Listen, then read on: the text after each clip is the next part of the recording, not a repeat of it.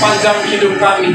Sebagaimana kami ada hari ini Bapa, kami ada di rumah-Mu yang kudus, kami meninggikan nama-Mu, kami memuliakan nama-Mu ya Tuhan.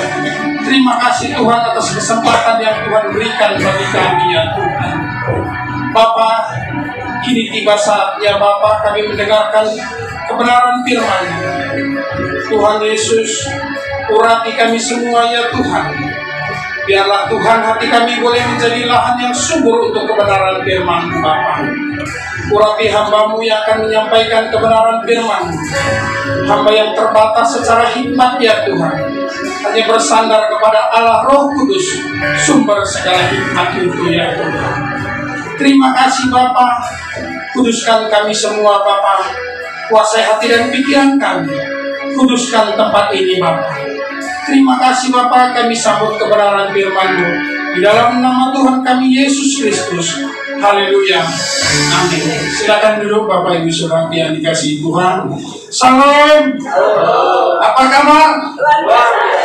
Ada sukacita? Amin. Haleluya. Karena hari ini kita subtemanya adalah hidup dalam kemenangan. Jadi kalau orang menang kan bersukacita.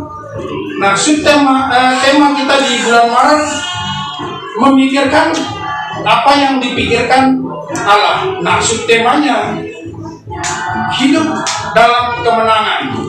Nah, yang menjadi dasar temanya ialah 2 Korintus 2 ayat 14. Bapak Ibu Saudara yang dikasihi Tuhan, kita buka kitab kita di 2 Korintus 2 Korintus 2, kita akan baca dari ayatnya yang ke-12.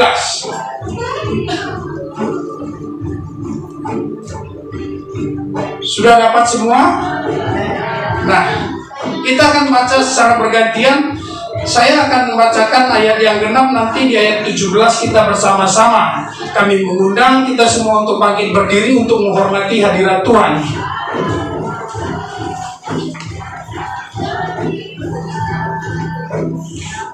Kecemasan dan kelegaan Paulus di Troas dan di Makedonia. Ketika aku tiba di Troas untuk memberitakan Injil Kristus, aku dapati bahwa Tuhan telah membukakan jalan untuk pekerjaan di sana. 13. Tapi hatiku tidak merasa tenang, karena aku tidak menjumpai saudara Titus. Sebab itu aku minta diri dan berangkat ke Makedonia. Tetapi syukur bagi Allah yang dalam Kristus selalu membawa kami di jalan kemenangannya. Dengan perantaraan kami, Ia menyebarkan keharuman dan pengenalan akan Dia di mana-mana. Sebab bagi Allah harum dari Kristus yang diselamatkan dari antara mereka. Bagi yang terakhir kami adalah bau kematian yang mematikan, dan bagi yang pertama bau kehidupan yang menghidupkan. Tetapi siapakah yang sanggup menunaikan tugas yang demikian? Sebab kami tidak sama dengan banyak orang lain yang mencari keuntungan.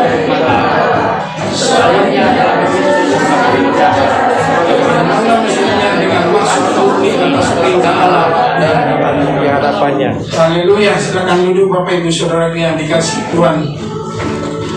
Nah, yang menjadi dasar subtema kita adalah 2 Korintus 2 ayat 14. Tetapi syukur bagi Allah di dalam Kristus selalu membawa kami di jalan kemenangannya. Dengan perantaraan kami, Ia menyebarkan haruman pengenalan akan Dia di mana-mana. Bapak Ibu Saudaraku yang dikasihi Tuhan, apa yang dimaksud dengan kemenangan? Nah, orang kalau main bola itu 2-1, duanya dia berarti menang. Nah, kalau orang perang yang musuhnya kalah, dia kan menang. Nah, tetapi apakah Paulus sama? Memang Paulus habis ngapain? Kok dia menang kan gitu? Nah, apa yang dihadapi Paulus pada saat itu? Sehingga dia menyatakan bahwa di jalan kemenangan, bahwa dia baru menang. Apa yang dihadapi oleh Paulus? Nah, Bapak Ibu Saudara yang dikasihi Tuhan, untuk kita tahu bagaimana kita menang, bagaimana Paulus bisa menang, kemenangan apa yang didapatkan Paulus. Nah, kita bisa tahu dari latar belakang surat Korintus ini. Nah, Korintus ini adalah sebuah kota yang perkembangannya cukup pesat. Kota perdagangan di zamannya, mungkin seperti kota metropolitan yang di zaman kita ini. Nah, di sana itu pusat keramaian, pesta pora, kemabukan. Di sana ada kuil Dewi Cinta, kuil Apollo. Nah, jadi itu yang menjadi latar belakang kenapa Paulus menulis surat ini. Nah, pada saat itu Paulus itu tinggal di sana selama 18 bulan. Dia buka jemaat di sana. Kemudian dia melanjutkan perjalanannya ke Efesus. Nah, setelah dia di Efesus, dia mendapatkan berita dari satu keluarga, yaitu keluarga Chloe, di 1 Korintus 1 ayat 11. Nah, di sini dikatakan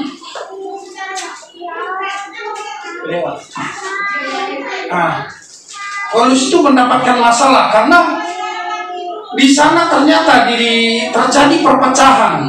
Nah, di sini saya bacakan 1 Korintus 1 ayat 11 sampai 12. Saudara-saudaraku, aku telah diberitahukan oleh orang-orang dari keluarga Chloe tentang kamu bahwa ada perselisihan di antara kamu. Yang kumaksud ialah bahwa kamu masing-masing berkata, aku dari golongan Paulus, aku dari golongan Apolos, atau aku dari golongan Kefas, atau aku dari golongan Kristus. Nah, ini yang menjadi masalah bagi seorang hamba Tuhan yang mendirikan jemaat itu. Nah, ternyata Paulus yang rasul yang sungguh sangat berkaliber itu juga dia punya masalah. Nah, di dalam hidup kita sebagai manusia, kita tidak akan pernah luput dari masalah. Tetapi bagaimana kita harus menang menghadapi masalah itu? Masalah sudah menjadi bagian dalam kehidupan kita sebagai manusia, termasuk Paulus. Nah, di sini dia mendapatkan berita seperti itu. Dia menjadi gelisah, sehingga muncullah surat Korintus yang pertama, yang merupakan isi menasehati jemaat-jemaat yang di Korintus. Namun demikian, Paulus ini tidak merasa tenang karena kalau kita lihat di 1 Korintus itu teguran begitu keras kepada jemaat-jemaat di Korintus, sehingga dia buat surat itu, dia tulis, dia kirim melalui Titus. Nah, kemudian dia melayani ke Troas. Nah, di Troas dia sebenarnya sudah melayani dengan sukacita. Ada pelayanan sudah dibuka di sana, tapi dia tetap merasa tidak tenang karena mengingat jemaat di Korintus. Kondisinya, jangan-jangan surat itu tidak diterima dengan baik. Jangan-jangan mereka malah menentang karena ada sebagian yang sudah meragukan kerasulan Paulus di Korintus pada waktu itu. Nah, kemudian dia menyusul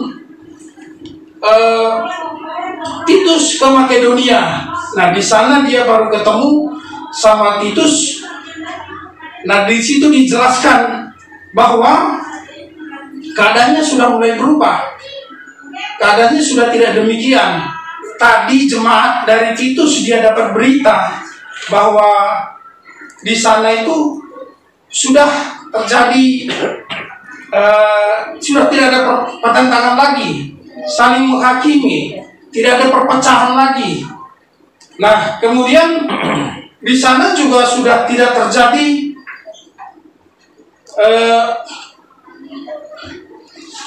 kembali orang dosa-dosa yang lama yang mereka kembali perbuat. Nah, itulah kemudian yang sehingga muncul surat yang kedua ini. Nah, itulah menjadi dasar latar belakang munculnya surat Korintus yang kedua ini. Nah, ini surat yang disampaikan Paulus secara pribadi kepada Korintus.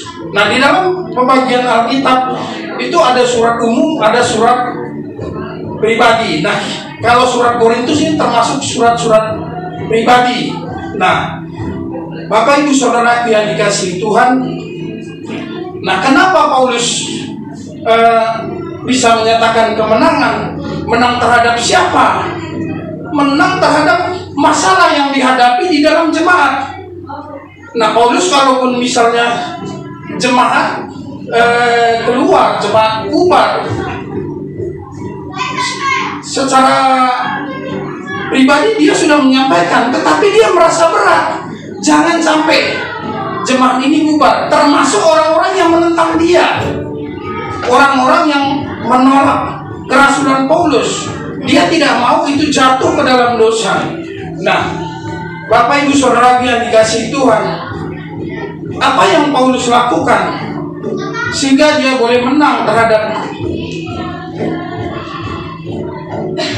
masalah yang dia hadapi, sehingga masalah itu dapat diselesaikan dengan baik, dengan tidak sakit hati. Berbeda dengan kemenangan pertandingan. Kalau pertandingan tinju, yang sana babak belur, di sini menang, kita senang, gitu loh. Tetapi Paulus tidak begitu. Paulus sama-sama menang, adalah sebuah win-win solution. Jadi apa yang Tuhan lakukan? Bagaimana Paulus dapat mengatasi semua masalah itu? Nah, dia menjelaskan di dalam 1 Korintus 1 ayat 13, dia mengutus Titus membawa suratnya ke sana, ditulis, adakah Kristus terbagi-bagi? Adakah Paulus disalibkan karena kamu? Adakah kamu dibaptis dalam nama Paulus? Rasul Paulus tidak menghakimi dari lawan-lawan yang tidak sependapat dengan dia. Rasul Paulus tidak menuduh lawannya, tidak mengatakan Apolos itu sesat atau golongan Kepas itu tidak benar, tapi dia mengembalikan keyakinan itu kepada Kristus. Yang kita lihat itu Kristus. Jadi dia tidak membela dalam golongan, walaupun di dalam golongan dia tidak mengunjurkan golongan lain, tetapi dia mengatakan kita kembali Kristus. Semua kita lakukan ini karena Kristus. Nah, itu yang pertama. Dia menyelesaikan permasalahannya itu dengan mengutus Titus ke sana, dengan tidak menyudutkan golongan lain yang bertentangan dengan dia. Kemudian yang kedua mengampuni. Nah, ketika Paulus sudah benar, sudah diakui, tetapi dia tidak mau menghakimi orang yang telah bertentangan dengan dia, yang telah menjelek-jelekannya. Kalau dalam bahasa kita kan ada, wah itu Paulus nggak benar, itu kerasulannya. Nah, itu yang terjadi di sana. Paulus itu tidak pernah ketemu Yesus semasa hidupnya. Nah, seperti itu. Tetapi Paulus tidak menyalahkan itu, tetapi dia minta kepada semua yang mengikutinya adalah mengampuni. Bapak Ibu Saudara yang dikasihi Tuhan, sebagai orang percaya, sebagai orang yang telah ditebus oleh Yesus Kristus, kita adalah, setan itu tidak berkuasa atas hidup kita.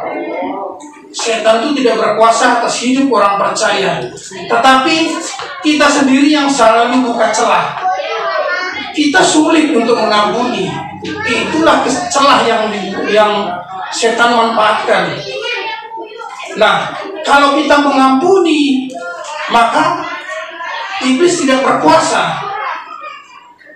Banyak orang-orang percaya, bahkan yang sudah melayani juga kadang-kadang sulit untuk mengampuni. Tetapi Paulus di sini mengingatkan harus mengampuni. Nah, jadi walaupun kita bertentangan dengan dia, kita punya kesempatan sebenarnya untuk menyerang, tetapi Paulus tidak mau menyerang. Dia justru mengampuni dan memaafkan semua orang yang telah menyerang dia. Bahkan dia bilang, jangan lagi diomongin, anggap sudah selesai. Nah itu yang dilakukan Paulus, sehingga dia boleh menjadi pemenang. Menang artinya di sini adalah jemaat yang dipertahankan di Korintus itu tidak bubar. Tidak ada yang sakit hati, tidak ada yang pergi. Tetap ada di dalam Kristus. Kalau itu sampai bubar, menangnya di iblis, menangnya di setan. Tetapi Paulus mempertahankan, itu yang dimaksud dengan menang oleh Paulus ini.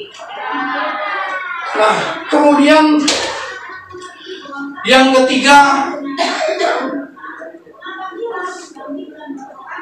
Paulus tidak mencari pembelaan diri dari firman Tuhan. Nah, 2 Korintus 2 ayat 17 dikatakan, sebab kami tidak sama dengan banyak orang lain yang mencari keuntungan dari firman Allah. Sebaliknya, dalam Kristus kami berbicara sebagaimana mestinya dengan maksud-maksud yang murni atas perintah Allah di hadapannya. Bapak Ibu Saudara yang dikasihi Tuhan, artinya Paulus tidak memanfaatkan firman Tuhan yang dia ketahui itu untuk membela dirinya, dan dia tidak mencari ketenaran atas firman Tuhan yang dia sampaikan. Nah, sebenarnya kan dia kalau sudah menang, kalau sudah yang lawannya itu sudah kalah, dia bisa menghakimi dengan firman-firman Tuhan, tapi itu tidak dia lakukan. Nah, itu yang dilakukan Paulus. Bapak Ibu Saudara yang dikasihi Tuhan. Nah, di dalam hidup kita pun sama. Kita punya banyak masalah. Selesai masalah yang satu, datang lagi masalah yang lain. Entah kita di dalam pelayanan, entah kita di dalam pekerjaan, mungkin kita di dalam rumah tangga. Bapak Ibu Saudara yang dikasihi Tuhan, kalau di dalam rumah tangga, kalau kita bukan di dalam Tuhan, cerai aja sudah, kan begitu. Tetapi kita di dalam Tuhan, kita harus selesaikan secara bersama-sama.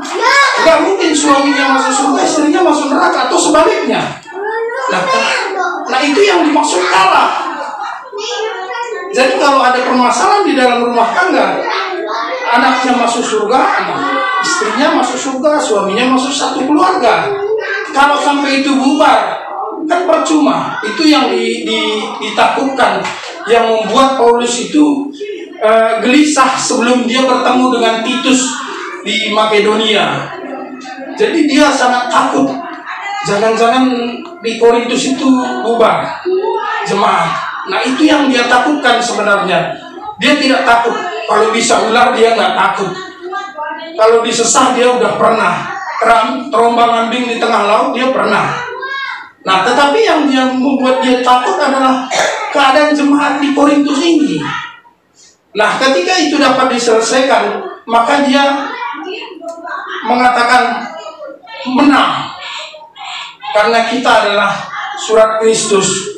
Jadi ketika kita menang, orang melihat, oh ternyata ini ada anak Tuhan bisa menyelesaikan masalahnya.